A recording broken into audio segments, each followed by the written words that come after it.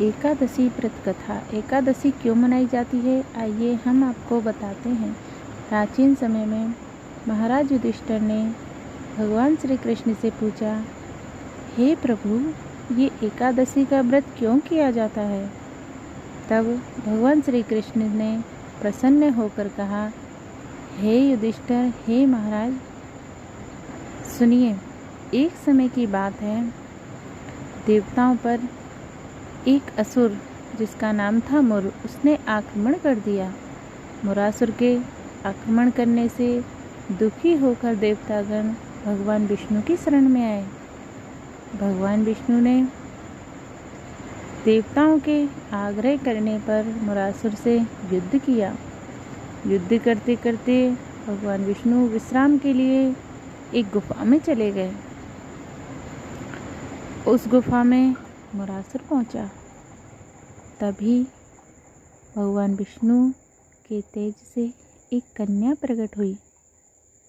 उस कन्या ने मुरासुर से युद्ध किया, मुरासुर को पराजित किया तथा मुरासुर का वध कर दिया। तभी उस कन्या से प्रसन्न होकर भगवान विष्णु ने कहा कि हे देवी, वर मांगो।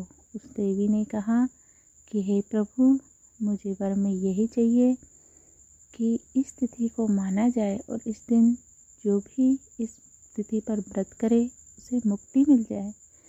तभी भगवान विष्णु ने उस कन्या का नाम एकादशी रखा तथा उस दिन जो भी व्रत करेगा उसे इस संसार के भवसागर से मुक्ति मिल जाएगी। साथ ही उसे जब तक वह इस जीवन में रहेगा उसे संपूर्ण धन्य धान्य से पूर्ण जीवन प्राप्त होगा। उसे किसी भी प्रकार की कोई कमी नहीं होगी। इसी तरह से हे युधिष्ठिर, इस तिथि को मनाया जाता है। तो उसी दिन से एकादशी का महत्व पूरे संसार में फैल गया तथा भक्तगण बहुत ही श्रद्धा और भक्तिभाव से इस दिन व्रत रखते हैं, विष्णु सहस्त्र नाम का पाठ करते हैं तथा माँ एकादशी का व्रत रखकर उनकी कथा सुनते हैं,